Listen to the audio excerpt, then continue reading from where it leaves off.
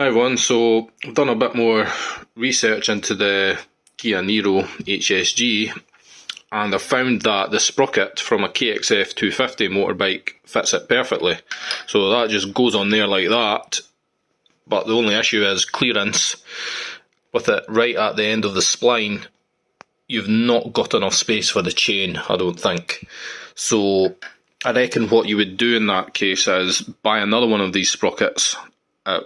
They're only £14 each from the seller that I got them, and then you just have to cut the rest off and just leave this ring in the middle.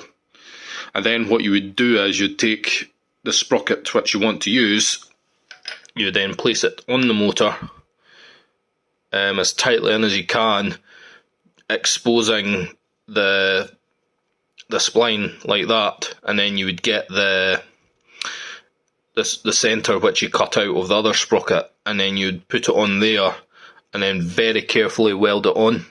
That should hopefully be enough sticking out there just to let you align them, and then you'd weld it on, and then you would just obviously pull it off.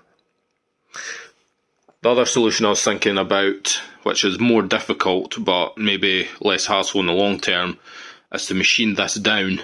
You'd have to machine that middle bit down thinner and sort of cut into a flange shape. So you'd take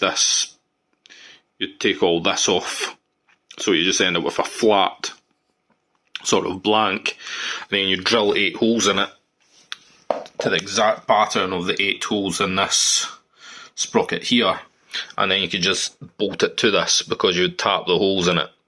So that's another way.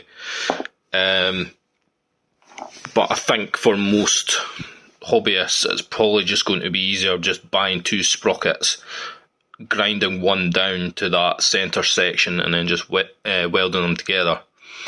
So I'm quite excited about getting this on the bike. That's a huge hurdle overcome.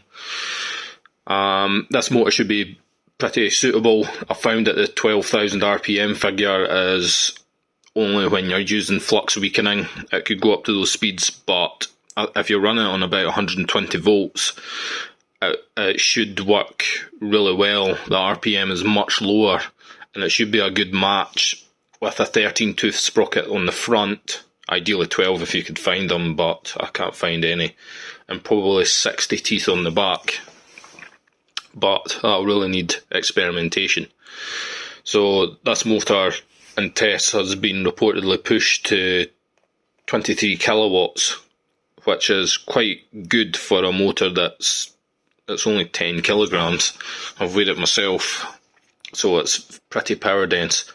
And obviously I'll just use the BMW i3 range extender engine inverter to run this motor, because it's capable of 23 kilowatts as well, supposedly.